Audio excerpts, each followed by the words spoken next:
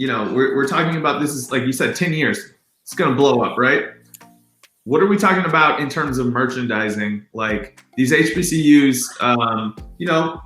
they could do better at merchandising. What would you do to set us up if you were in charge of an HBCU right now, you had some good players coming your way, maybe in 5 years, what would you be doing right now to set yourself up to succeed in terms of merchandising when these big players get there? I'm going to set up my man here. This is going to be basketball terms. I'm going to pass a little dime here to Daymond.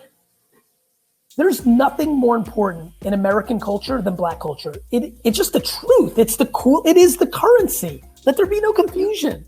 A lot of my friends get mad at me when I say things like this, that hip hop rules the world. I'm like, cool. I'm not saying that because I want to be woke or because I want to be nice. I am on the record to be historically correct. I'm saying it because it's fucking true. If you're lucky enough to be an HBCU right now during this era, your hoodies, your gear, your limited edition collaboration off-white fucking sneaker with Nike and Virgil is the hottest fucking thing going. It requires Albany State to wake the fuck up and know they can. Yeah. It requires Morehouse to realize like a stunning amount of people want to rock that hoodie. Yeah. But don't make fucking student store garbage that fucking dilutes it. You're sitting on fucking gold right now, but you're going to have to act the way DJ knows how to act, not print a fucking logo and fucking, mail in the fucking gold. Because look, look at Adidas. Adidas was not in a great place, and then it wasn't a great place because Yeezy worked. And as soon as Yeezy started working, Nike got put on their back foot for the first time. For the first time, you saw the freshest of the fresh, not rocking Jordans, they were rocking Yeezys. And to their credit, that off-white play fucking changed their course. Because we could be talking about Nike losing their way. Look at Under Armour. Under Armour had all the permission 10 years ago to win. They signed Steph Curry. They were rocking and rolling. Kevin Plank's a fucking real entrepreneur. Everything was in their way, but they couldn't make culture products. And so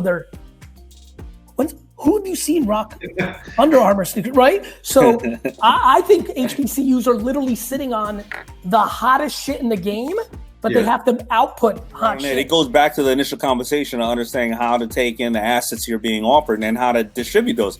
I mean, when I came up there, another company came up called AACA, African American College Alliance. Yeah. And my buddy Latimer brought that out of bankruptcy, and he's doing really well now. But the reason why he's doing really well is somebody who was able to rock, whatever HBCU shirt they wanted, or whoever, and they had quality. And it has a very distinct look. However, you should be going out and you should be having a licensing department to do exactly that. First of all, you start off with collaborations with hot brands that already got the audience. That's the same thing we were talking about with Beyonce, right? And there's plenty of hot brands that have the audience that would love to do things, who absolutely would love to do it. Then you have your own licenses of your own product that you put out. And I think it's a global play. I don't think, I think they think too small. Now you got to understand, it's nothing wrong with HBCUs in that.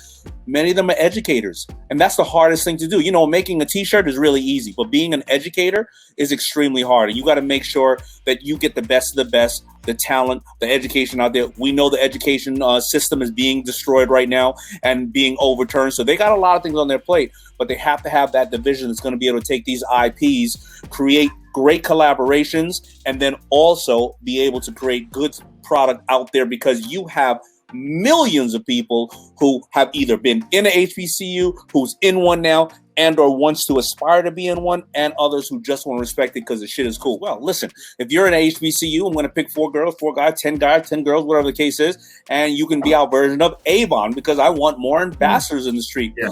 I'll give you an example of Avon. Avon will do $20 billion this year, but the average amount of sales that a woman will make who's an Avon salesperson is $5,000. Now, why is that?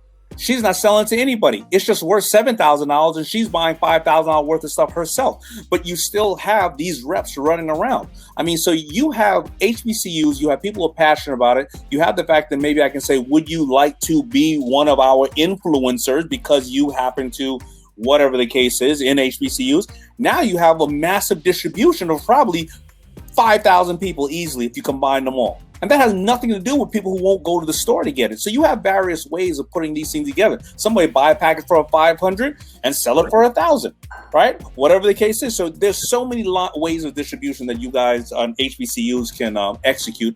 But again, it's a big world. You have to solve how education is handled. You have to solve now the sports issue, take advantage of that, and then the licensing issue, and then taking in funding. It's one step at a time.